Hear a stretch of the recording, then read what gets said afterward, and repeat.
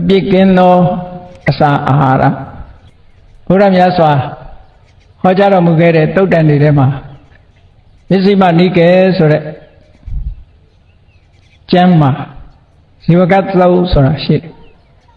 ဒီကနေ့ညဇီဝကသုတ်ကိုကျင်းချုပ်ပြီးတော့ဟောမှာဖြစ်တယ်ဇီဝကသုတ်မှာလာတဲ့အနဝိဇ္ဇအာဟာရအနဝိဇ္ဇအာဟာရဆိုတာအပြစ်ကင်းသောအစာအစာအဲ့ဒီစကားလုံးကိုယူပြီးတော့ဒီကနေ့အပြစ်ကင်းသောအစာအစာလို့ဆိုတာနဲ့ပတ်သက်ပြီးတော့ဘုန်းကြီးတို့တွေစဉ်းစားဆွေးနွေးလေ့လာကြည့်ဖို့ဘုရားမြတ်စွာဟောကြားတော်မူခဲ့တဲ့တရားတွေနဲ့ပတ်သက်ပြီးတော့နေရာတကာမှာမှန်ကန်သောအမြင်ရှိဖို့ဒါကအရေးကြီးပါတယ်အမြင်တစ်ခုဟာတိမ်းဆောင်းသွားပြီဆိုလို့ရှိရင်မမှန်ကန်တဲ့အမြင်ကိုမမှန်ကန်တဲ့အမြင်လို့ခေါ်ရတာပဲဖြစ်တယ်မမှန်ကန်တဲ့အမြင်ကိုအယာထာဝဟုတ်မှန်မှုမရှိတဲ့ဒိဋ္ဌိအမြင်လို့မမှန်ကန်တဲ့အမြင်တစ်ခုဟာဘယ်လိုပဲဘာနဲ့ပဲပတ်သက်မှန်ကန်တဲ့အမြင်တစ်ခုရှိနေဖို့မှန်ကန်တဲ့အမြင်ရှိမှပြောဆိုမှုဆိုတာတွေလည်းမှန်ကန်တယ်တွေးတောမှုဆိုတာတွေလည်းမှန်ကန်တယ်လှုပ်ဆောင်မှုဆိုတာတွေလည်းမှန်ကန်တယ်ကျိုးပန်းအထောက်မှုဆိုတာတွေလည်းမှန်ကန်တယ်လို့အဲ့တော့အရေးကြီးဆုံးကမှန်ကန်တဲ့အမြင်ရှိဖို့ကအမြဲတမ်းအရေးကြီးတယ်ပေါ့ဘယ်ကိစ္စပဲလုပ်ပထမဆုံးက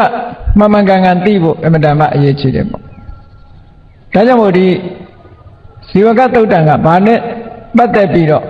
ဆွေးနွေးပြီးဟောပြောထားတာလဲမြတ်စွာဘုရားကိုယ်တိုင်ဆွေးနွေးဟောပြောထားတဲ့သုတ်ဖြစ်လို့ဇီဝကသုတ်လာတဲ့အတိုင်းဘုန်းကြီးတို့တွေမှတ်သားကြရမှာဖြစ်တယ်ဒီကနေ့ခေတ်မှာလည်းပဲဒီအချက်တွေကိုဆွေးနွေးလေ့လာပြီးတော့ပြောဆိုနေကြတာရှိတယ်အဲ့ဒီဇီဝကသုတ်မှာလို့ဆိုပါစို့လူတွေနေ့စဉ်စားသုံးနေကြတဲ့အစာအာဟာရလူဆိုတာအစာအာဟာရနဲ့ကင်းပြီးတော့အသက်ရှင်ခြင်းကမစွမ်းနိုင်ဘူးမြည်သည့်သက်ရှိတတ္တဝါပဲဖြစ်ဖြစ်အဘိတတ္တအာဟာရထိတိကာလို့ဆိုတဲ့အတိုင်းတတ္တဝါတွေဘဝမှာယက်တည်နေရတာအသက်ရှင်တန်းနေတာကအစာစားရလို့အစာအာဟာရကြောင့်ကိုယ်ကိုယ်လည်းပြန်စဉ်းစားကြည့်ပေါ့ငယ်စဉ်တောင်ကြီးကလေးဘဝကနေစားလာခဲ့ကြတာခဏအထိစားနေကြတော့မယ်ပေါ့ဥပုသ်ဆောင်တဲ့အခါမှာတစ်ချိန်လောက်လျှော့တာပဲရှိတယ်မဟုတ်လားစားနေကြရတာဘာဖြစ်လို့စားရတာတော့ဆိုအသက်ရှင်မှုအတွက်စားနေကြတာတချို့ကပြောကြသေးတယ်အသက်ရှင်ဖို့အတွက်စားတာလားစားဖို့အတွက်အသက်ရှင်နေတာလားလို့တကယ်ကတော့အသက်ရှင်ဖို့အတွက်စားနေကြတာအသက်ရှင်ဖို့အတွက်စားနေကြလို့စားရလို့အသက်ရှင်နေကြတာဖြစ်တယ်ပေါ့အဲ့တော့လောကလူတွေဟာဘဝမှာအသက်ရှင်တည်တံ့ရေးအတွက်အစာအာဟာရနဲ့ကင်းလို့မရဘူးဒါကြောင့်မို့အစာစားကြရအစာအာဟာရစားတဲ့အခါမှာ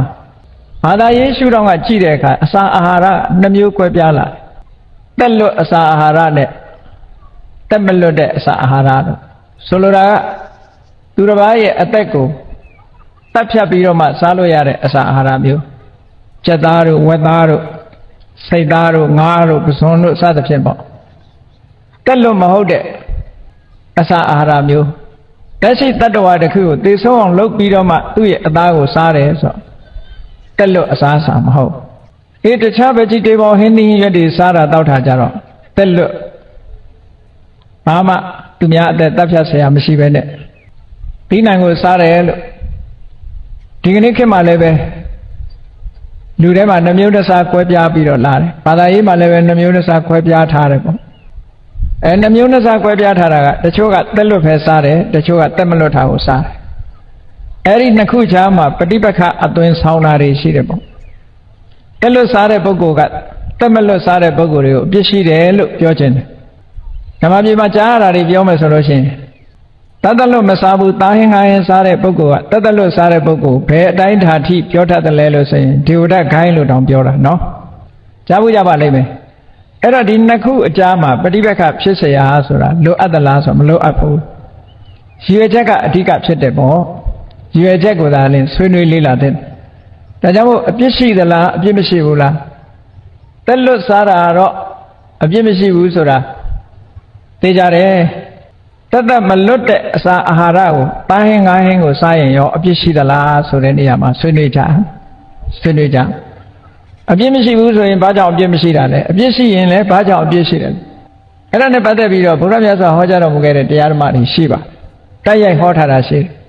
တယ်ဘယ်သူမှအပြစ်တင်ဖို့မဟုတ်ဘူးတက်တက်လို့စားတဲ့ပုဂ္ဂိုလ်နဲ့တက်တက်လို့မစားတဲ့ပုဂ္ဂိုလ်ပဋိပက္ခဖြစ်ဖို့မဟုတ်ဘူးကိုကြိုက်တာကိုရွေးသို့သောအကုသိုလ်ဖြစ်တယ်မဖြစ်ဘူးဆိုတာဟာကိုယ့်ရဲ့စိတ်ဓာတ်နဲ့သက်ဆိုင်တယ်ဆိုတဲ့မှန်ကန်တဲ့အသိလေးသိဖို့လိုအပ်တယ်ပေါ့မှန်ကန်တဲ့အသိလေးကိုလိုအပ်တယ်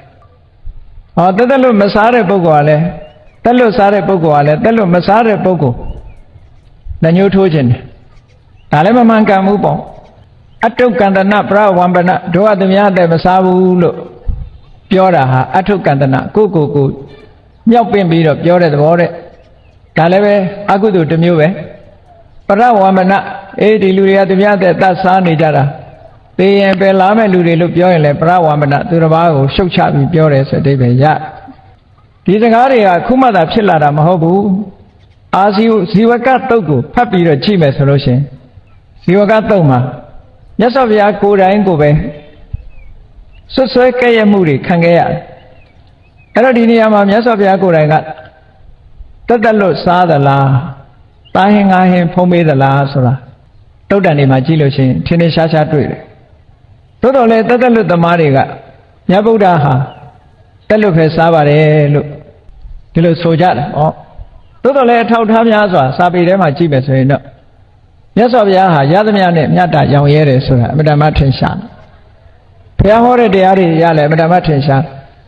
အဲ့တော့ဒီကနေ့ဟောမဲ့တရားကိုနာပြီးတဲ့အခါမှာတက်လွတ်သမားတွေကိုလည်းအားပေးတာမဟုတ်ဘူးတက်လွတ်မစားတဲ့တာဟင်ငါဟင်စားတဲ့ပုဂ္ဂိုလ်တွေကိုလည်းအားပေးတာမဟုတ်ဘူးဘယ်သူမှအားမပေးဘူးအစားဆိုတာစားကြရမှာသို့တော့အပြစ်ရှိတဲ့စားတာလားအပြစ်ရှိသလားအပြစ်မရှိဘူးလားအပြစ်ကင်းတဲ့အစာအာဟာရဟုတ်သလားမဟုတ်ဘူးလားဒါပဲဆွေးနွေးဖို့ဘယ်သူကမှ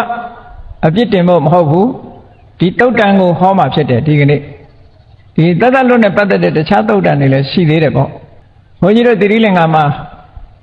ကလနီယာ University ဆိုတာအဲ့ဒီမှာတွားပြီးတော့ Master တန်းတက်နေတဲ့အချိန်essay တစ်ပုဒ်ရေးဖို့essay တစ်ပုဒ်ရေးတဲ့အခါမှာ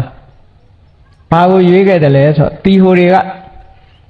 တက်လွတ်စားတာကိုအလေးပေးပြီးတော့ပြောလို့ရှိလို့တက်လွတ်မစားလို့ရှိရင်အပြစ်တင်ခြင်းတတ်လို့ဘုန်းကြီးတို့အဲ့ဒီ essay ကိုရွေးပြီးတော့ Master တန်းမှာကျမ်းတင်ခဲ့တယ် Buddhism and Vegetarianism ဆိုတဲ့ခေါင်းစဉ်နဲ့ဘုရားဝါဒနဲ့တက်လွတ်ဝါဒဆိုပြီးတော့အဲ့ဒီခေါင်းစဉ်နဲ့ကျမ်းတင်ခဲ့တယ်ဒီရောက်တော့စာအုပ်လေးတုပ်ရိုက်ထားတာတော့ရှိပါအင်္ဂလိပ်လိုရောမြန်မာလိုရောBuddhism and Vegetarianism ဆိုတာဘုရားဝါဒနဲ့တက်လွတ်ဝါဒဘယ်ရာကိုမှရှုတ်ချဖို့မဟုတ်ဘူးအဲ့ဒါကြောင့်မို့လို့ဘုရားဝါဒဆိုတာတက်လွတ်ဝါဒကိုလည်းရှုတ်ချတာမဟုတ်ဘူးအသားစားတဲ့ဝါဒကိုလည်းရှုတ်ချတာမဟုတ်ဘူးဘယ်ဝါဒကိုမှမရှုတ်ချဘူးသို့တော့အပြစ်ကင်းတယ်မကင်းဘူးဆိုတာကိုယ့်ပေါ်မှာမူတည်တယ်လို့သို့တော့မြတ်စွာဘုရားလက်ထက်တော်ခါကလာတော့ဘုရားကိုယ်တိုင်ကိုပဲပြစ်တင်မှုကဲ့ရဲ့ရှုတ်ချမှုတွေကိုခံရဘုရားကိုကဲ့ရဲ့ရှုတ်ချတာနဲ့ပတ်သက်လို့လူတွေကြားထဲမှာမြတ်စွာဘုရားကိုကဲ့ရဲ့ရှုတ်ချတဲ့စကားတွေပြန့်နှံ့လာတယ်အဲ့ဒါလို့ပြန့်နှံ့လာတဲ့အခါကျတော့တမန်တော်ကြီးဇီဝကကိုယ်တိုင်ဒီသတင်းကိုယူလာပြီးမြတ်စွာဘုရားကိုလျှောက်ခဲ့ရတယ်လျှောက်ခဲ့ဘူးတယ်ဘုရားကိုယ်တိုင်ရဲ့ဖြည့်ရှင်းချက်ကိုသူရကျင်လို့အဲ့တော့လောကမြတ်စွာဘုရားကိုကဲ့ရဲ့ရှုတ်ချပြီးတော့ပြစ်တင်ခံနေရတဲ့စကားလုံးကဘာလဲလို့ဆိုရင်ယဟန်ဂေါရမဟာတဲ့မိမိကိုရည်စူးပြီးတော့တပ်ဖြတ်တဲ့အသားဟင်းကိုစားတယ်မိမိကိုအကြောင်းပြုပြီးတော့ဖြစ်ပေါ်လာတဲ့အကုသိုလ်ကံရှိတဲ့အကုသိုလ်ကံကိုဖြစ်ပေါ်စေတတ်တဲ့အသားဟင်းကိုဖုံးမိတယ်အဲ့ဒီဆွဆက်ချက်ပဲဘုရားကိုသားဟင်းငါဟင်းစားတယ်သူ့ကိုရည်ရွယ်ပြီးတော့တတ်တဲ့အသားငါးတွေကိုလက်ခံစားသုံးနေတယ်တပ်ဖြတ်တဲ့ပုဂ္ဂိုလ်တွေဟာယဟန်ဂေါရမစားတဲ့အစားကိုစားဖို့ရာအတွက်တပ်ဖြတ်သည့်အတွက်ကြောင့်သူသားတဲ့ယဟန်ဂေါရမဖုံးမိတဲ့သားဟင်းငါးဟင်းဟာပါဏာတိပါဒအမှုဆိုတာကိုကျွလွန်ပြီးတော့မှရတာဖြစ်လို့ယဟန်ဂေါရမဟာအပြစ်ရှိတယ်လို့ဘုရားနဲ့ဆန့်ကျင်တဲ့တခြားခိုင်းတွေကဒီလိုဝါဒဖြတ်တယ်အဲ့တော့အဲ့ဒီခိုင်းကဘယ်ခိုင်းလဲလို့ဆိုတာစာထဲမပါပေမဲ့လို့တခြားသုတ်တန်တွေကိုထောက်ထားကြည့်မယ်ဆိုရင်နိခန္ဓနာတဗုဒ္ဓဝါဒဝါဒီတွေကဒီစကားကိုသုံးလို့ရှိတယ်မြတ်စွာဘုရားသူတို့ကတက်လွတ်စားတာအသားစားရင်ပြစ်ရှိတယ်လို့သူတို့ကယူဆတယ်တသမတ်ထဲသတ်မှတ်ပြီးတော့ထားတိုင်းငိုင်းစားတယ်ဆိုတဲ့ပုဂ္ဂိုလ်ဟာပြစ်ရှိသူတို့ရဲ့အယူဆအရတ Tatu net Sadu Tatuga Yakaino Ngase, Saduga Yakaino Ngase, Tawasi Kayamelo 50-50 look, Dilu Tamaja, Taduru Waragua, Agudu Tawasi Kayam, Telopura. Edo Erizagaya,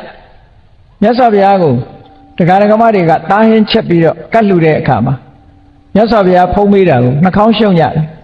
Adajariga, Chizan Yangorama, Tumia Adeti, Tapiro Chetare. Tahin I Sare look. Sasso Yunshare and in Gaya Shochare, a cheat in the Chija. Tapiago Rabe, Hello Chishimu Kayan. Erosiazi Rajiga, Didringo, Yula Viro, Yasavia shouted, Shimiare Siangorma, Udi Viro Tatare, Dadway, Da Sare look. Dizaga Pionijare, the Viro Jayade. Era to Piore, Homo, the Viro Dijamare look. So. Yasavia Pishin Valorosa. Kama Mandarin Luni Jadabar Mandarin Luna that pitable. Now we Zubiro Tate Adahu Sare, Adahingu Sare Sura, Dama Mandarin Lute, now Soswerabe, Tete Gay Pietinabe, Chidiniama Yasavia, to Tahim Savu Luro, Mamain Javu, no. Two Zubiro Tate Adahu Sare Lupiora, Dadu. Maria Soserabe, Yasavia. May Javiro. Piagaba Menshi on solution. Atahin Sare Sureniama. Atahin Sura. Go address. Tamin that Tatuarago, Tate Suret Ringu Char. Tatago, good I mean. Madre Tata, Lotave, Tanayashi de solution. Eri Atahen, Masara food. Go, Jambu looked at it. Sarah food, that's a bad. Again, dear Daheha, go, Yisutara Mahu, Kachani Taya, Trubada Dro, Yamu Webo, Mimi Nebama, that's I move Meshibe, Mimi Udira Mahopene,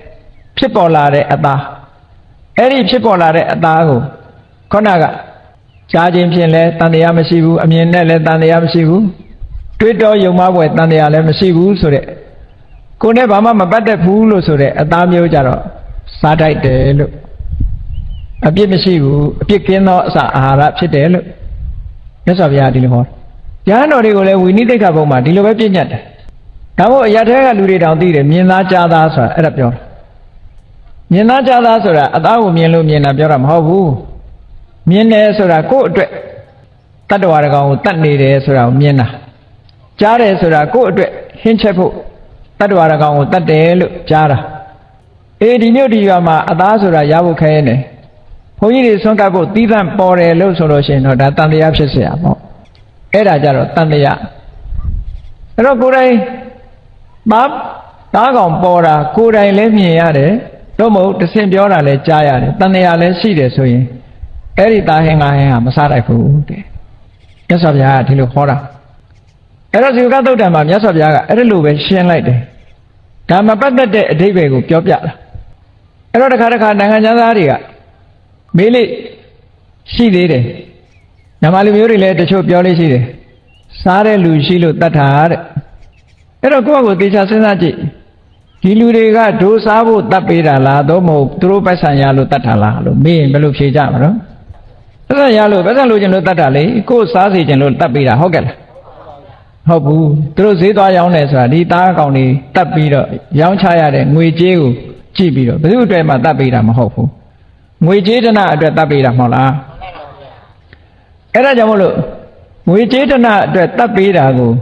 Chane Pugu Dioga. Hamasai Yamasai, Sigani, Webiro Sarane, do a Piawame solution. No. Get a solution, get it. Ludioga, Lenego, don't you be Ludamu Julon as well. Eri Ludamu Julon Loshi, Lene can be Ludamu Julon de Poco, a ye you de Apiema, the Lene Tolo de Comuni or ye you de la. You, Hogel. Hey, Urema Mashi. Lene Tolo de Comuni, ye you de Lupe, Urema Mashi. Can you deal that water go down and call that as a Talo de Pebebo, ye you de la. ဒါဖြင့်ပပဲဘူကဓာလုပ်တဲ့လူလဲ50-50မင်းဒီကောင်တတ်သည့်အတွက်ကြောင့်မင်းဓာနဲ့တတ်တာဖြစ်သောကြောင့်မင်းလည်းငရဲကြစေဆိုတာဖြစ်ပါမလားဖြစ်ပါဘူးဗျာဟောသူတို့တောင်အပြစ်မကင်းပြစ်ကင်းသေးတာပဲစားတဲ့လူဘာလို့အပြစ်မကင်းမှာတော့ဆက်ဆက်မှုမရှိတာကိုပြောပြလာနော်မရှိမဆိုင်ဟုတ်လားမရှိမဆိုင်ခံရတာမျိုးဘယ်ဖြစ်တဲ့မလဲမြတ်စွာဘုရားဆိုလို့တာဘုရားဟောတဲ့တရားတော်ကအမှန်တမ်း reasonable logical ဖြစ်တယ်ပေါ့အမှန်တမ်းကြိုးကြောင်းစီလျော်မြတ်စွာဘုရားကအပြစ်မရှိတာကိုအပြစ်လို့ဘယ်တော့မှမပြောဘူးအပြစ်ရှိတာကိုလည်းအပြစ်မရှိဘူးလို့ဘယ်တော့မှမပြောဘူးအပြစ်မရှိရင်မရှိဘူးပဲရှိရင်ရှိတယ်ပဲဒါကရှင်းရှင်းလင်းလင်းမြတ်စွာဘုရားဟောကြားလေးရှိတယ်အပြစ်မရှိတာကိုလီဆယ်ပြီးတော့ဒါအပြစ်ရှိပါတယ်လို့လည်းမပြောဘူးအပြစ်ကင်းနေတဲ့အရာကြီးကိုလည်းပဲဒါအပြစ်ရှိပါတယ်လို့ဘယ်တော့မှမပြောမှန်နာအဲ့လိုပြောရင်တောခါတမှန်ကန်တယ်ဟောမှန်ကန်ဟောတယ်ဆိုတာဖြစ်နိုင်မှာဖြစ်နိုင်ဘူးဟောကြားမှုကမှန်ကန်မှုမရှိနိုင်မြတ်စွာဘုရားကအပြစ်မရှိတဲ့အရာကိုအပြစ်ရှိတယ်လို့ဘယ်တော့မှမဟောဘူးဟောအဲ့ဒါကြောင့်မို့အသားနဲ့ပတ်သက်တဲ့တာဟင်းငါးဟင်းနဲ့ပတ်သက်လာလို့ရှိရင်မြတ်စွာဘုရားကကြည့်ကိုယ့်အတွက်တတ်ထာလို့ကိုယ်တိုင်မြင်တယ်ကိုယ်တိုင်ကြားတယ်နောက်တစ်ဆင့်ကြားတယ်ကိုယ်တိုင်မြင်တယ်တစ်ဆင့်ကြားတယ်တန်တရားရှိတယ်ဆိုမစားထိုက်ဘူးဘာဖြစ်လို့တော့ဒီတတ္တဝါငါကိုအကြောင်းပြုပြီးတော့အသက်ခံအမစားထိုက်ဘူးလို့သာပြောတာမြင်တာကြားတာနဲ့သူငရဲကြည့်တယ်လို့ပြောတာမဟုတ်ဘူးနော်ကိုယ်နဲ့ပတ်သက်နေသည့်အတွက်ကြောင့်မစားထိုက်ဘူးပဲပြောတာအကျဉ်းတရားရှိရင်ငါနဲ့ပတ်သက်နေတယ်ဟောမစားထိုက်ဘူးပေါ့ဟောအဲ့လိုမဟုတ်ဘဲနဲ့ကိုယ်နဲ့ပတ်သက်မှုလုံးဝမရှိဘူးလွတ်ကင်းကြီးကတဘာဝအလျောက်ဟင်းအနေနဲ့ဖြစ်ပေါ်လာပြီကိုယ့်ကိုဟင်းအနေနဲ့လာပြီးတော့ပေးလာပြီရဟန်းတန်ဃာတွေဆိုတာဆွမ်းခံတဲ့အခါရလာတယ်ဆိုတဲ့အခါမှာရလာတဲ့ဆွမ်းဟင်းဆွမ်းကိုဖုံးပေးသုံးဆောင်တာဘာမှအပြစ်မရှိဘူးလို့ဒီလိုဆိုလိုတာပေါ့အဲ့တော့တတ်လို့မစားလို့အပြစ်တင်ရမှာလားလို့ဆိုပြစ်တင်စရာမရှိဘူးဒီလိုအနေအထားမျိုးဆိုပြစ်တင်စရာမရှိဘူးအကုသို့ဖြစ်သလားဆိုမဖြစ်ဘူးဒီအနေနဲ့တတ်လို့စားပြီးရင်တတ်လို့စားတဲ့လူကနိဗ္ဗာန်ရောက်တယ်လို့ယူဆွဲမယ်ဆိုရင်တော့အဲ့ဒါမိစ္ဆာဒိဋ္ဌိပဲတတ်လို့စားရုံနဲ့နိဗ္ဗာန်ရောက်တယ်ဆိုတာဘယ်စာထဲမှာမပါဘူးနော်တတ်လို့ဆိုတာ၅ပါးသီလတဲ့ရောပါရလားဒါတတ်လို့သမားတွေကိုပြောတာမဟုတ်ဘူးနော်သဘောပေါက်ဖို့စာထဲမှာပါဒူတင်တစ်ဆက်သုံးပါးလေးကြည့်လိုက်အောင်မလားတတ်လို့ဒူတင်လို့ပါရလားမပါဘူးရှင်းတော့ကမိစ္ဆာယူဝါဒရှိတဲ့ပုဂ္ဂိုလ်တွေဟာတချို့ကအသားရှောင်တဲ့အကျင့်ကိုကျင့်တယ်နမန္တံနမစ္ဆံအသားမစားဘူးငါမစားဘူးရှောင်တယ်အဲ့ဒါလို့ရှောင်တဲ့အလေးအကျင့်ပေါ့ဘုရားလက်ထက်တုန်းကမြတ်စွာဘုရားလာပြီးတော့အပြစ်တင်တဲ့ပုဂ္ဂိုလ်တွေရှိတယ်ရဟန်းဂေါတမအသားစားတော့အာမခန္ဓာစိတ်ဆိုတဲ့စိတ်ညှိတဲ့ညှိစောနံတဲ့အနတ်တွေကိုစားတယ်လို့ဆိုပြီးတော့အသားစားရကောင်းလားဆိုပြီးတော့ဘုရားကိုလာပြီးအပြစ်တင်တာရှိတယ်အာမခန္ဓာတုတ်ဆိုတာတတ်ရှိမြတ်စွာဘုရားကရှင်းပြတယ်အသားစားတာဟာအာမခန္ဓာမဟုတ်ဘူးတဲ့မကောင်းမှုအကုသိုလ်လုပ်တာမှအာမခန္ဓာဆိုပြီးတော့ညှိစော်တဲ့အနတ်မကောင်းတာလုပ်မှာနောက်ကလူတွေကမကောင်းတာလုပ်တာကြတော့အပြစ်မတင်ဘူးဒါလေးကိုစားတာကြတော့လာအပြစ်တင်နေတယ်ဆိုတော့တလွဲလုပ်နေကြတယ်ဆိုတဲ့အဓိပ္ပာယ်ရောက်တော့ပေါ့တကယ်ကကိုယ်တဏ္ဍာမှာလောဘတွေဖြစ်နေတယ်ဒေါသတွေဖြစ်နေတယ်မောဟတွေမာနတွေဖြစ်နေတယ်ဒါကသာအပြစ်ရှိတာကိုခုနအပြစ်မတင်ရမယ့်ဟာတော့သွားအပြစ်တင်တယ်အပြစ်တင်ရမယ့်ဟာကြတော့မတင်ဘူးဖြစ်နေတယ်ပေါ့တကယ်အပြစ်တင်ရမှာ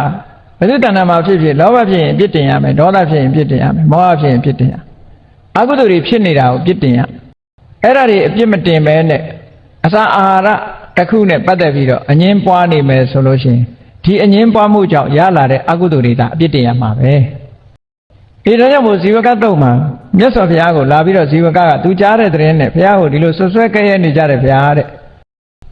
တပည့်တော်ကတော့မဆွဆွဲလို့ပါဘူးတဲ့ဒီအကြောင်းနဲ့ပတ်သက်ပြီးတော့မြတ်စွာဘုရားကိုလျှောက်ထားခြင်းပြတာဖြစ်ပါတယ်ဆိုတော့ဘုရားကမဟုတ်ဘူးတဲ့သူတို့ငါဆွဆွဲတာပဲတဲ့ငါဘယ်တော့မှငါ့ကိုရည်ညွှန်းပြီးတော့တတ်တဲ့တတ္တဝါရဲ့အသားကိုဘယ်တော့မှမစားဘူးတဲ့နော်ဘယ်တော့မှမစားဘူးယဟန်တွေကိုလည်းဆုံးမဩဝါဒပေးထားတယ်မြင်သားကြားသားတန်တရားရှိတဲ့အသားဆိုရင်မစားတတ်ဘူးမြင်သားကြားသားတန်တရားရှိတဲ့အသားဆိုတာကိုယ့်အတွက်ဒီသားကောင်ကိုတတ်တယ်လို့မြင်တယ်တရင်ကြားတယ်တန်တရားရှိတယ်ဆိုရင်မစားနဲ့တို့လို့ဆိုတော့နော်ခုခေတ်မှာတောရတွေမှာဒါမျိုးကဖြစ်တတ်တယ်တောရတွေမှာဘုန်းကြီးဆွမ်းကြွေးဆိုတဲ့အခါဘုန်းကြီးဆွမ်းကြွေးဆိုတာမြို့တက်ပြီးတော့အသားဝယ်ရင်ကြောင်းမဟုတ်တောမှာရှိတဲ့အကောင်တစ်ကောင်ကိုဟင်းချက်ရင်တော့ဒါပြဿနာရှိတယ်ပေါ့တန်ဃာတွေကိုကတ်ဖို့ဆိုပြီးတော့ချက်တာ ငယ်ငယ်တော့မသိဘူးဖျားဝဲရှိတဲ့အခါတခါတော့က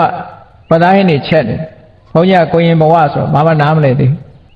ဒကမာကြီးတို့ဘာဟင်းချက်တာတော့ဆိုဝက်သားဟင်းကိုတော်တို့အတွက်တော့ဗလာတဲ့လူတွေနဲ့ကြတော့ရောရဘာလဲဗျဗလာဆိုတာကိုတော်တို့ကြတော့ဝက်သားကြီးပဲတသက်ကတ်မှာလူတွေကြတော့အယောတဲ့အဲ့ဒါကိုပြောတာတဲ့အဲ့ဒါဘုန်းကြီးတွေအတွက်တသက်ပေါ်တယ်ဆိုလို့ရှိရင်တော့မစားကောင်းဘူးဒါသိကြတယ်တန်ခါအတွက်ရည်စူးတာမဟုတ်ဘူးဆိုရင်တော့ဒါတန်ခါတွေအပြစ်မရှိနိုင်ဘူးပေါ့အဲ့တော့အပြစ်ရှိတယ်ဆိုတာဝိနည်းတိတ်ခါဘုတ်အရာအဘသိတာကိုပြောတာခုနက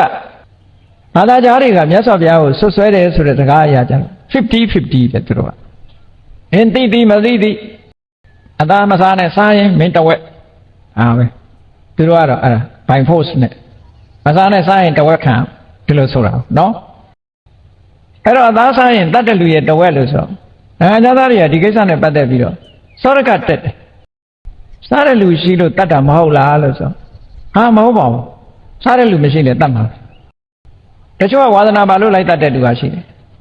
ဆိုပါတော့ဆင်းနေပါတွေတတ်တယ်ဆိုတာအစွဲလိုချင်လို့တတ်တာလေဘယ်သူမှစားတာမှမဟုတ်တာဟုတ်နွားသားပြီးတော့အေးယူရင်တော့နွားသားမစားဘဲနဲ့တံမြုပ်ပြစ်တာမရှိဘူးလားတရေကဈေးကောင်းနေတော့တရေယူတယ်လေတော့ကဲဒါဖြင့်အသားစားတာကအပြစ်တင်နေတယ်တရေအိတ်ခိုင်တာကြတော့ဘာလို့အပြစ်မတင်တရေဘဏတ်တော့ဘာလို့စီးလဲပါဇက်ကစားတာနဲ့ခန္ဓာကိုယ်ကအသုံးပြုတာနဲ့မတူပေဘူးလားဘိုက်ထဲရောက်တာနဲ့ဘိုက်အပြင်ကနေတာဒါတော့ကွာတာပါအဲ့တော့လူတွေကမြင်တဲ့အခါမှာစားတာလေးပဲမြင်တယ်ဒီဟောတရေခြာခင်ကြီးတွေဝတ်မယ်တရေအိတ်ကြီးတွေကင်မယ်လက်ပွေအိတ်ကြီးတွေတုံးမယ်တရေဖဏတ်ကြီးတွေစီးမယ်ဆိုရင်ဒါနွားနဲ့ပတ်သက်တာနွားမသေးပဲနဲ့တရေရပါမလားမရဘူးဆိုတော့အဲ့ဒါလည်းတတ်တတ်မလွတ်ဘူးလို့ပြောရမှာသို့တော့အဲ့ဒီတတ်တတ်မလွတ်တာတော့တည်ပြီးတော့တတိမထားကြဘူးပေါ့လူတွေကအဲ့ဒါကိုတတိမထားကြဘူးပေါ့သို့တော့အားလုံးကအဲ့တော့မြတ်စွာဘုရားရဲ့အဆိုကမိန့်ကြားမှုကအင်မတန်မှယုတ်တိရှိမလို့အပ်တာကိုမလို့အပ်တဲ့နေရာမှာမလို့ဘူးတကယ်အပြစ်မရှိပဲနဲ့အပြစ်ရှိတယ်လို့မပြောဘူးအပြစ်ရှိရင်လည်းအပြစ်မရှိဘူးလို့မပြောဘူးအမှန်တိုင်းပဲပြောဒီလိုဆိုလို့လားဒါကြောင့်မလို့မြတ်စွာဘုရားကအသားနဲ့ပတ်သက်လာလို့ရှိရင်တဲ့ခုနပြောတဲ့မြင်သားကြားသားတန်တရားရှိတဲ့သားဆိုရင်ညာနေကိုမစားသင့်ဘူးလို့မစားသင့်ဘူးလို့ဒီလိုဟောတာချန္တာကြတော့အဲ့ဒီကလုတ်ကင်းမယ်ဆိုလို့ရှိရင်တော့ဒါကိုယ်သဘောပဲစားခြင်းစားမစားခြင်းမစားသည့်အတွက်ကြောင့်အပြစ်ရှိတာလည်းမဟုတ်ဘူးစားသည့်အတွက်ကြောင့်အပြစ်ရှိတာလည်းပင်ကိုယ်ကအပြစ်ကင်းနေတဲ့အရာတစ်ခုဟင်းသီးရွက်နဲ့ဘာမှမထူးတတ္တဝါသေးလို့အသက်လွတ်လို့ဒီလိုသာပြောကြတာခုခေတ် vegetable တွေရောအသက်လွတ်ခဲ့လားလို့မေးကြည့်လိုက်လို့ရှိရင်ပိုးသက်ဆေးတွေမဖြန်းဘူးလားမှန်ပါတယ်ဗျာပိုးသက်ဆေးမဖြန်းမဲနဲ့ရောက်လာပြန်တော့လည်းပဲဒီတိုင်းမမြင်လိုက်လို့ထည့်ပြီးတော့အပြုတ်ခံရတဲ့ကောင်တွေရောမရှိဘူးလားရှိပါတယ်ဗျာရှိတယ်ကိုကတသက်လွတ်တာထင်တာမသက်အသက်ကလွတ်တာမှမဟုတ်တာပဲသို့တော့ကိုနဲ့ပတ်သက်မှုရှိရလားအဲ့ဒါမရှိဘူးအဲ့တော့ပိုးသက်ဆေးဖြန်းထားတဲ့အသီးကိုစားရင်ရောတသက်လွတ်ဟုတ်ပါတော့မလားဟုတ်ပါဘူးဗျာဒီလိုလဲထည့်ပြီးတော့တွက်တင်သေးတာပေါ့အဲ့တော့ဒါတွေကမငင်းသင့်ဘူးလို့ဆိုတယ်တသက်လို့စားတာမစားတာနဲ့ပတ်သက်ပြီးတော့ပြစ်တင်တာတွေမစားတဲ့လူကစားတဲ့လူကိုစားတဲ့လူကမစားတဲ့လူကိုပြစ်တင်ပြီးတော့ဘေးငေါ့เสียဘာတစ်ခုမှမရှိဘူးအပြစ်ကင်းတဲ့အစာအာဟာရဇီဝကသုတ်တံမှာမြတ်စွာဘုရားဟောထားပုံလေးကိုဒါအမှတ်ရတဲ့နဲ့ပေါ့ဒီနေရာမှာဒီအသားနဲ့ပတ်သက်ပြီးတော့ဝီနီးကျမ်းကမှာပြညတ်ထားတဲ့အသားကြီး10မျိုးအသားကြီးဆိုတာကြီးလို့အသားခေါ်တာမဟုတ်ဘူးကြီးတဲ့အသားလို့ပြောတာမဟုတ်ဘူးယဟန်တော်တွေမစားတိုက်ဘူးလို့မြတ်စွာဘုရားကဝီနီးထဲမှာပြညတ်ထားတာသူ့အကြောင်းနဲ့သူရှိမစားတိုက်တဲ့အသားအကပ္ပိယမန္တယဟန်တော်တွေနဲ့မဆက်ဘူးမအဆက်ဘူးမသိတော်ဘူးမစားတိုက်ဘူးလို့မြတ်စွာဘုရားဆုံးမဩဝါဒပေးထားတယ်အသား10မျိုးရှိတယ်အဲ့ဒီ10မျိုးကနံပါတ်1ကလူဖြစ်ပါလေလူသားစားနေမယ်ဆိုရင်ကဲရှုပ်ချခါမှာလေပောရိတာဒဇလန်းဘာရှိတယ်မဟုတ်လားလူတယောက်ကနေလူသားစားတယ်ဆိုတော့ဒါဘလူးဖြစ်မှာပေါ့အဲ့ဒါကြောင့်မို့လို့လူသားဟာဇတ္တုသားဖြစ်သည့်အတွက်ကြောင့်မစားလိုက်ဘူးတဲ့ဒါလည်းအကြောင်းရှိလို့မြတ်စွာဘုရားပြညတ်လိုက်တာဒီအဲ့ဒီတုန်းကတာဝတိပြည်မှာတိတ်တရားတရားကောင်းတဲ့အမျိုးသမီးတယောက်ရှိတုတ်ပိယာဆိုအမျိုးသမီးအလွန်ကိုတရားတရားကောင်းတယ်တုတ်ပိယာတို့ဝိသခာတို့အမှန်တမ်းရင်းနှီးကြတယ်ဘုရားကျောင်းတော်သွားတရားနာတန်ဃာတွေသတင်းသုံးတဲ့ကျောင်းလေးတွေလှက်ပတ်ကြည့်အဲ့မှာနေမကောင်းထိုင်မသာရှိတဲ့ကိုတော်တွေ့ရင်မေးတယ်ရှင်ဗျာနေမကောင်းဘူးဆွမ်းပဏိရဲ့မစားရတော့ဘာဖုံးမေးခြင်းတော့ ဒီလိုတွေမေးကြတာမေးတဲ့အခါမှာဟိုကတော့စွပ်ပြုတ်ကလေးတော့တောက်ချင်ပါတယ်လို့ပြောလိုက်တဲ့အခါအဲ့ဒီတုန်းကတုတ်ပိယဆိုတဲ့အမျိုးသမီးကတပည့်တော်စွပ်ပြုတ်လုပ်ပြီးပို့ပါမယ်လို့အာမခံတယ်သူအာမခံပြီးတော့အိမ်ပြန်သွားတဲ့နောက်တစ်ရက်မှာအသားမပေါ်ရတဲ့နေ့ဖြစ်သွားတယ်အသားကဘယ်မှဝယ်လို့မရတော့သူတို့လည်းဥပဒေရတရက်တလေအသားမပေါ်ရတာတတ်လိုင်စင်ချမပေးတဲ့နေ့ဆိုတာဆိုမတတ်ရလို့အမိန့်ထုတ်ထားတဲ့နေ့ပေါ့အဲ့တော့မရတော့သူဘယ်လိုလုပ်တုံးဆိုလို့ရှိရင်ဘာသားမှလည်းဝယ်လို့မရဘူးအိမ်မှာလည်းပဲခုခေတ်လိုအသားဆိုတာရေခဲတစ်တာတို့ဘာလို့ရှိတာမဟုတ်တော့ရေခဲတစ်တာတဲ့တိမ့်ထားလို့လည်းဖြစ်တာမှမဟုတ်ပဲကိုအဲ့တော့ဒီအသားဆိုတာချက်ချင်းလက်လက်ဆက်ဆက်ချက်ပြုတ်မှရတာအဲ့တော့ဈေးတော်ဝယ်တဲ့အခါအသားမရတော့သူကြံရမရဘူးဒါလည်းအာမခံခဲ့တယ်အဲ့တော့ဒုက္ခပဲမနဲ့တော့သားစွပ်ပြုတ်တော့ပို့ရမှာပဲဆိုပြီးနောက်ဆုံးမှာအိမ်ထဲကဓာတ်ထက်ကိုယူပြီးတော့သူ့ပေါင်သားသူလှီးပြီးတော့စွပ်ပြုတ်ခိုင်းလိုက်တယ်ပြုတ်ခိုင်းပြီးတော့ကြောင်းပုတ်ပေးလိုက်သူကတော့ပေါင်သားကြီးကိုလှီးခံလိုက်ရတော့အဲ့ရတယ်မှလဲသွားပြီပေါ့နော်အဲ့ဒီကိုတော့ကိုသွားပြီးတော့ပို့တယ်သူကတော့သူ့ပေါင်ကိုစီးထားတယ်သွေးတွေထွက်တော့အဲ့ဒါကိုသိတော့မြတ်စွာဘုရားကအိမ်ကြွသွားတာအိမ်ကြွသွားတော့ဘုရားကိုထွက်ပြီးတော့ရှင်မခုံးနိုင်ဘူးပေါင်ကထံရကြီးနဲ့ရှင်မခုံးနိုင်တော့မြတ်စွာဘုရားကတုတ်ပိယပဲသွားလဲလို့ဆိုသူ့အမျိုးသားလျှောက်တယ်အဲ့ရထဲမှာဘုရားတဲ့မထနိုင်လို့ဆိုမြတ်စွာဘုရားခေါ်လိုက်တယ်ငါစီလာခဲ့လို့ဆိုဘုရားခေါ်လိုက်လို့ဆိုတာနဲ့ပဲသူ့ပေါင်ကတန်ရာဟာပျောက်သွားတယ်တက်တာသွားတယ်ခင်ဗျတခါတည်းဘုရားရှိရောက်တဲ့အခါသူအံ့ဩသွားတယ်အဲ့ဒီမှာဒီပေါင်သားကိုသူ့ယောက်ျားလျှောက်တယ်သူ့မျိုးသမီးဒီတုတ်ပိယဟာအမတ္တမသရာတရားကောင်းတယ်ဗျာတဲ့သူ့ပေါင်သားသူလှီးပြီးတော့တောင်မှတန်ဃာကိုစွတ်ပြုတ်လုပ်ပြီးတော့ကတ်လှူတယ်တဲ့အမတ္တမသရာတရားကောင်းတယ်တခြားသူမလှူနိုင်တဲ့ပစ္စည်းဆိုတာတခုမှမရှိဘူးဘုရားလို့ဘုရားရှိမှချီးမွမ်းပြီးလျှောက်တယ်အဲ့ဒီမှာမြတ်စွာဘုရားကဒီပေါင်သားလှီးလှူတယ်ဆိုတာသိသွားပြီကြောင်းရောက်တဲ့အခါဒီတရင်ကိုမေးတယ်ဘယ်ကိုတော့လဲဆိုတော့မေးမြန်းစုံစမ်းပြီးတန်ဃာတွေအားလုံးကိုဒီနေ့ကနေစပြီးအသားဆိုရင်ဘာသားလဲလို့မေးရမယ်လူသားဆိုရင်မစားသင့်ဘူးဆိုပြီးတော့ဥပဒေဖြစ်နေတယ်နော်တိခါဘုတ်တစ်ခုထုတ်လိုက်ဒါနောက်ကြတော့မထုတ်ဘူးဆိုရင်ပြဿနာဆိုတာတက်လာနိုင်တာလူသားစားတယ်ဆိုပြီးတော့ပြဿနာတက်လာဒါကြောင့်မို့လို့လူသားဆိုတာမစားကောင်းဘူးမစားသင့်ဘူးဇတ်တူသားဖြစ်တယ်အဲ့ဒီကစပြီးတော့မအပ်တဲ့အသားကြီး10မျိုးလို့ပြောတဲ့ထဲမှာလူသားကနံပါတ်1ပါလာဟောနောက်ထပ်မအပ်တဲ့အသားတွေကဘာလို့ဆိုဆင်သားတို့မြင်းသားတို့ဘာဖြစ်လို့ဆင်သားမြင်းသားကမအပ်မစားကောင်းတာတော့လို့ဆိုဟိုခေတ်ကဆင်နေမြင်းနေဆိုတာကဘယင်ကစစ်ရေးစစ်ရာအတွက်အသုံးချဆင်မြင်းကိုအသုံးချအဲ့တော့ဆင်မြင်းဆိုလို့ရှိရင်ဘယင်အတွက်မှာအရေးကြီးတဲ့တရားဖြစ်တယ်အဲ့ဒီအကောင်တွေကိုတတ်တာဖြတ်တာကိုဘယင်ကသဘောမကျတော့တချို့ကလည်းဆင်တို့မြင်းတို့ကိုတတ်ပြီးတော့အသားချက်စားတာမျိုးတွေပါလေလုပ်တယ်လုပ်တော့ယဟန်တွေကိုလည်းလှူတယ်အဲ့ဒီမှာဘယင်တွေကဒီမြင်းတတ်တဲ့လူတွေဆင်တတ်တဲ့လူတွေဆိုဖမ်းတယ်အပြစ်ဒဏ်ကြီးပေးတယ်အဲ့တော့အသားစားတဲ့ပုဂ္ဂိုလ်တွေလည်းပဲဒါအပြစ်ဒဏ်ပေးတယ်အဲ့ဒါလို့မင်းပြစ်မင်းဒဏ်တွေဖြစ်နိုင်တာမို့မြတ်စွာဘုရားကဆင်သားမြင်းသားလည်းမစားရဘူးလို့ဆိုပြီးတော့ပြညတ်လိုက်တာဟုတ်သူ့အကြောင်းလေးနဲ့သူပဲနောက်တစ်ခါခွေးသားဆိုတာတော့အလုံးဆက်ဆုပ်เสียကောင်းတဲ့အောက်တန်းကျတဲ့အိန္ဒိယနိုင်ငံမှာအန်တက်ချေဘောလို့မထိရမကန်ရအလွန်အောက်တန်းကျတဲ့ဇက်နှိမ်နေစားတဲ့အစာဖြစ်တယ်ခွေးသားစားတဲ့လူဆိုရင်လူတွေကအပေါင်းအသင်းမလုပ်ကြတဲ့လူမျိုးတွေမှစားတာကိုအဲ့တော့ယဟန်တန်ဃာတွေဟာအများနဲ့ဝင်ဆမ်းမှုရအတွက်အမတန်မှနှိမ့်ကြတဲ့အစာမစားလိုက်ဘူးဟောလူတကာအထင်သေးတာမျိုးမလုပ်သင့်ဘူးဆိုပြီးတော့ဆက်ဆုပ်ရွံရှာပွဲကောင်းသောကြောင့်ခွေးသားကိုတော့မစားတတ်ဘူးလို့မြတ်စွာဘုရားပြနေတယ်ဟောနောက်တစ်ခုကျတော့ဘာလို့ဆိုရင်မွေသားတဲ့မွေသားကိုဘာလို့မစားရတာတော့ဆိုမွေသားစားထားတဲ့ပုဂ္ဂိုလ်ဟာမွေရဲ့အနံ့ကအသားစားထားလို့ရှိရင်အနံ့ဆိုတာဆွဲတယ်အဲ့ဒီအနံ့ကိုမွေတွေကသိတော့တောထဲမှာတရားထုတ်မွေသားကိုတခါတည်းကကတ်လိုက်လို့စားပြီးတော့တောထဲမှာသွားတရားထိုင်ရင်တော့မွေကဒုက္ခပေးမှသိချတယ်ပေါ့ဒါကြောင့်မို့လို့မွေသားလည်းမစားနဲ့အန္တရာယ်ရှိတယ်ပေါ့နောက်တစ်ခါကျတော့ချင်းသေးသားတို့ကြားသားတို့နော်ဝန်သားတို့အောင်သားတို့နော်အဲ့ဒါတွေလည်းပဲမစားသင့်ဘူးတဲ့ဘာဖြစ်လို့တော့ဆိုလို့ရှိရင်ရဟန်းတွေကအဲ့ဒီကောင်တွေရဲ့အသားကိုစားပြီးတဲ့အခါတောထဲမှာနေပြီဆိုလို့ရှိရင်ချင်းသေးကလည်းချင်းသေးသားအနှံ့ရရင်သူကလည်းလိုက်ကြားလည်းကြားသားအနှံ့ရကျက်သိက်ကလည်းကျက်သိက်နှံ့ရဝန်ကလည်းဝန်အနှံ့ရဆိုတာဒီကောင်တွေကဒုက္ခပေးတတ်တယ်ပေါ့ အဲ့ဒါကြောင့်မလို့ဒီအသားတွေမစားဘူးလို့အဲ့ဒီအသား10မျိုးဝိနည်းကျမ်းထဲမှာပြညတ်တာဒါမအပ်တဲ့အသား10မျိုးလို့ယဟန်တန်ဃာတွေအတွက်ပြညတ်ထားတာရှိတယ်ပေါ့ဒါကြောင့်မို့ယဟန်တန်ဃာတွေဟာအသားမတင်ကြလို့ရှိရင်ဘာသားလဲလို့မေးရတယ်မေးပြီးတော့မှတန်တရားကင်းမှစားကြရတယ်မအပ်တဲ့အသားဖြစ်မှာဆိုလို့အေးကောင်းပြီအခုပြောချင်တာကဒီတတ်မလွတ်တဲ့အသားဟင်းကိုစားတိုင်းအပြစ်ရှိသလားဆိုတာကိုမြတ်စွာဘုရားကဇီဝကတုတ်တံမှာဟောတာရှိတယ်အပြစ်မရှိပုံကိုမြတ်စွာဘုရားဘယ်လိုဟောတော့အပြစ်မရှိပုံကိုဟောထားတာကိုနားထောင်ပြီးရင်အပြစ်ရှိပုံကိုလည်းသိဖို့လိုအပ်တယ်ပေါ့အဲ့တော့တို့စားတာအပြစ်မရှိဘူးဆိုပြီးတော့နော်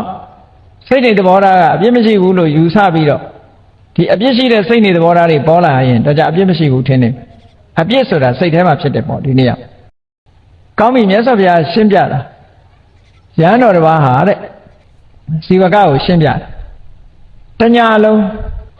အိတ်မပြောတဲ့အချိန်တော့ပေါ့နာနဲ့စောစောထားပြီးတော့တတ္တလောကကြီးတစ်ခုလုံးကိုမေတ္တာပွားအားလုံးတ attva တွေချမ်းသာကြပါစေလို့မေတ္တာပွားအဲ့ဒီမေတ္တာပွားတယ်ကရုဏာထားတယ်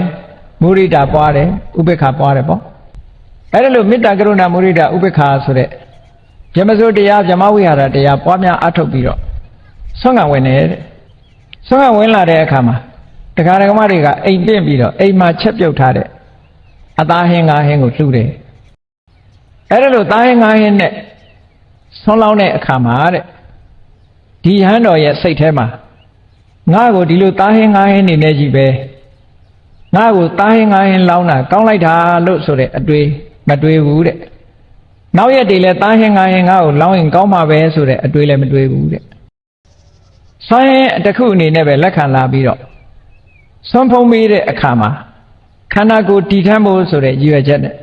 ငါစားတာဟာပစ္စခဏဆင်ញင်ပြီးတော့နော်ဤသည့်စားဝယ်အမဲမဲကိုမြူးရည်မှန်ကြွလှပရည်ဆင်ပြီးဖြိုးခြင်းကမသုံးပါဘူးလေးပြဓာတ်ဆောင်ဤကိုကောင်းသည်ရှီအောင်တီလျက်အသက်မြတ်ဓမ္မမောပညာဖရာသာသနာကျင့်နေပြားကိုကျင့်ပါနိုင်စေဝေဒနာဟောင်းတဲ့မဖြစ်เสียရာပိုက်မြတ်လက်ခတ်သိမ်းဖြစ်ကိုမဖြစ်လေအောင်ချမ်းမြေ့အောင်ဟုသုံးဆောင်မိဝဲပါတယ်ဆိုတဲ့ဒီလိုမှန်ကန်တဲ့အမြင်နဲ့အစာအာဟာရပေါ်မှာတွေ့တာမှုမမောမှုတွေမရှိဘဲနဲ့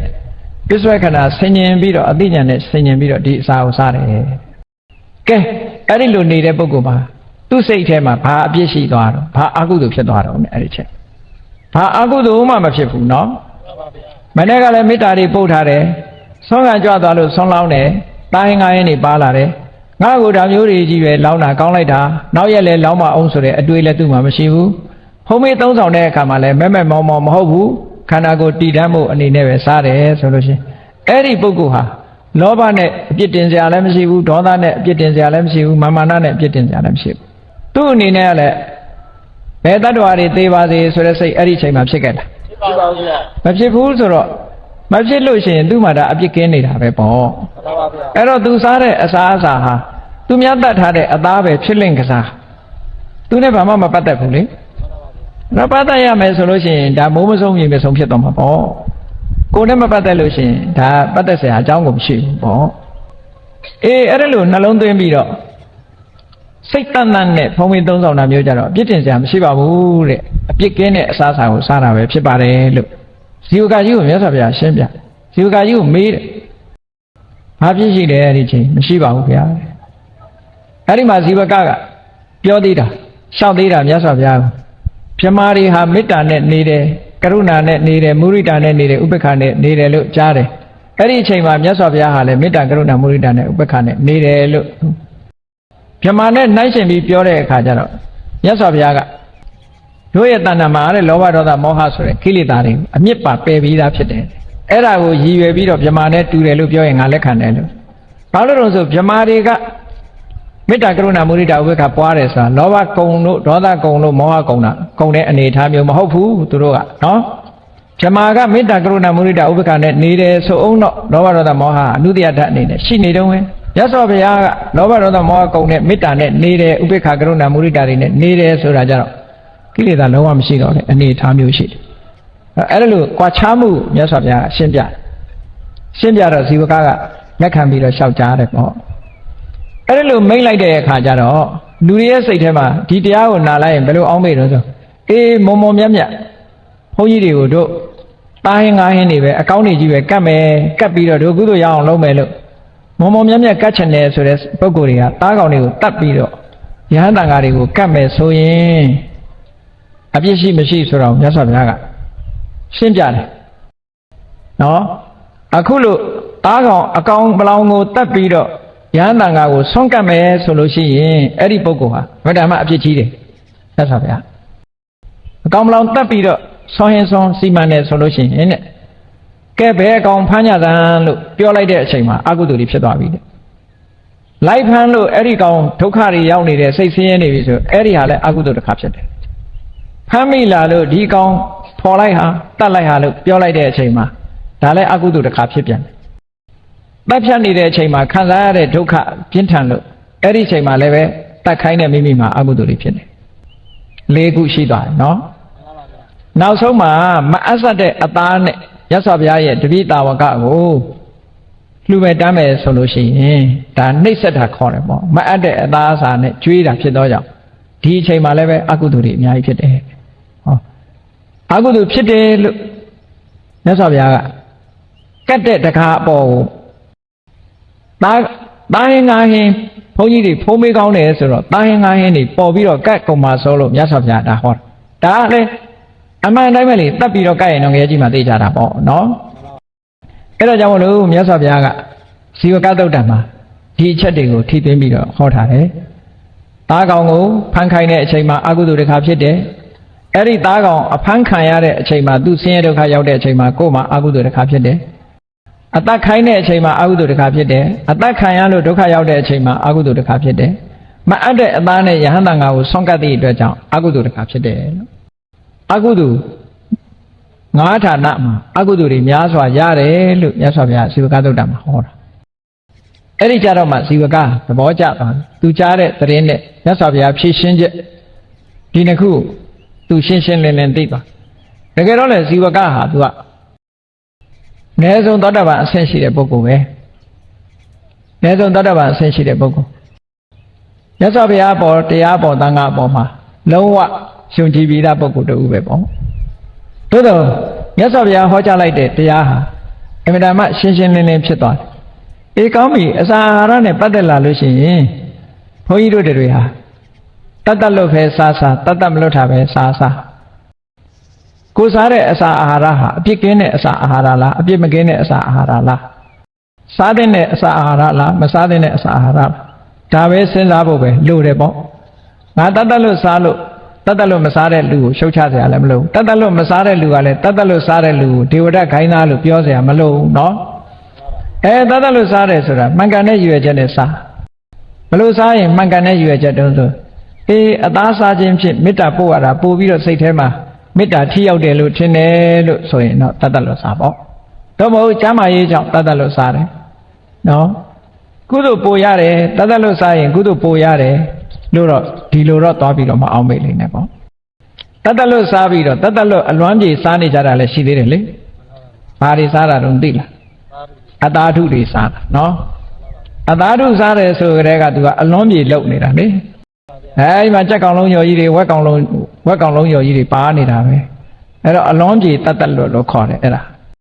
အဲ့ဒီအလွမ်းပြေတတ်တတ်လို့ကပိုဒုက္ခပေးလိမ့်မယ်နဲ့တူတယ်ကြက်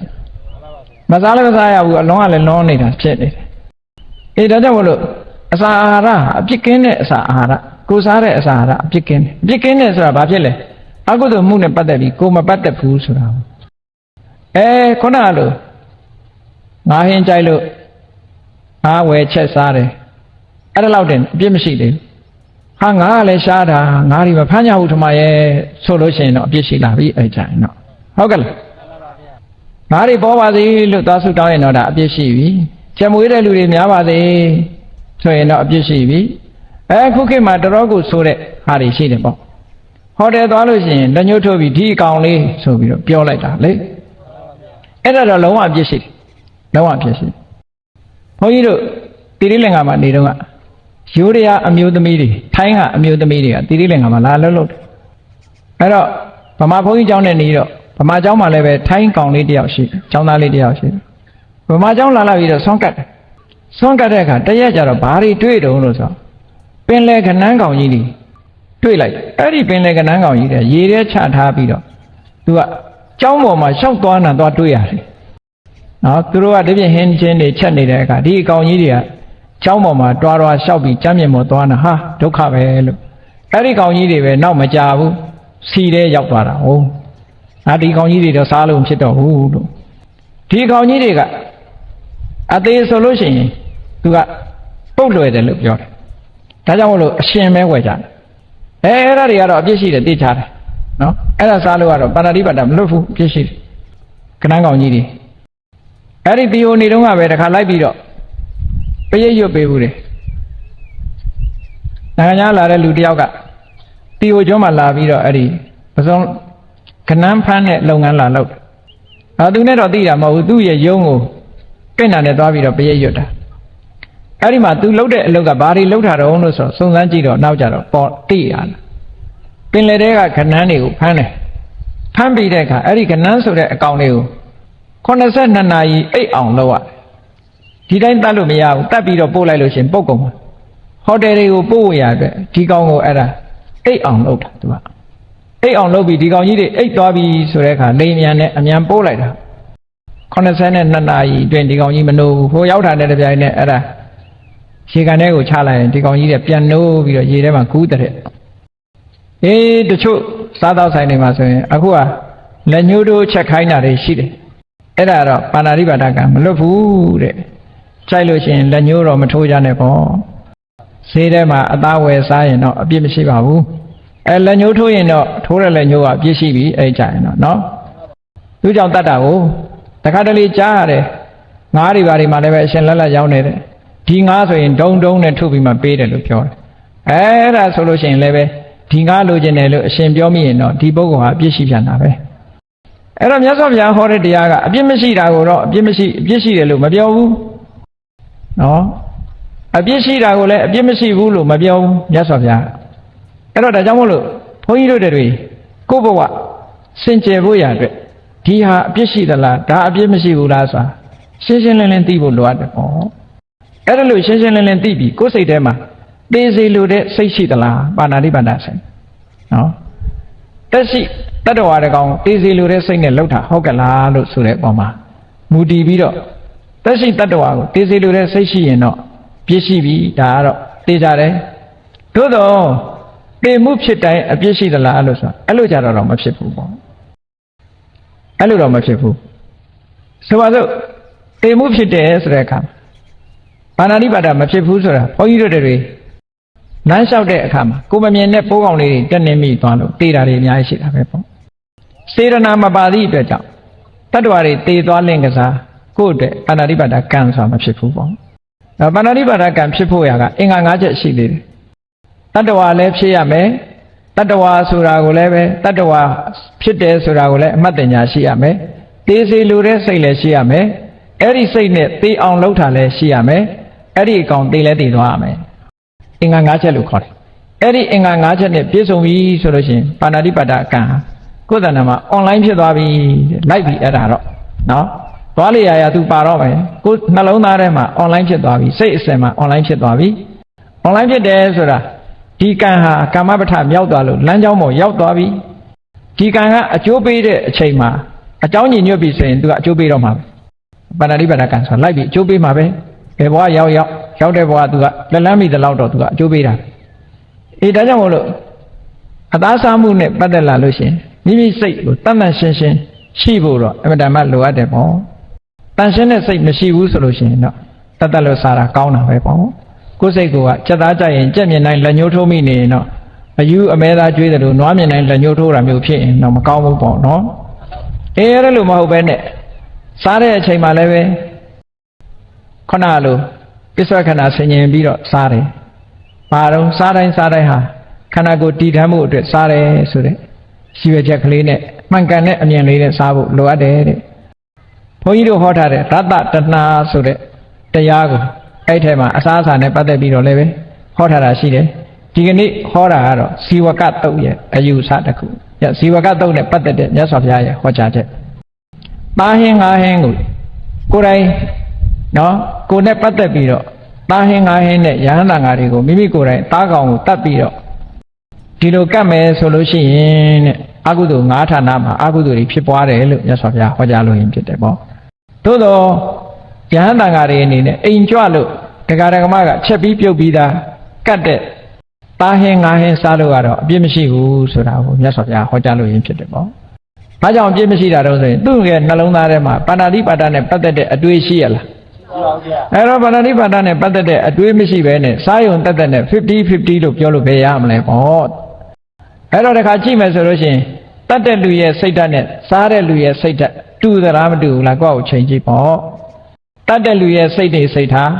စားတဲ့လူရဲ့စိတ်တွေစိတ်ထားအလွန်ကွာတာပဲပေါ့အေးဒါကြောင့်မလို့မတူနိုင်တာကိုသွားပြီးတော့မတူလေနဲ့နောက်ဆုံးမှာစားတာလေးတင်လည်းအပြစ်မတင်လေနဲ့အဲ့ဒီ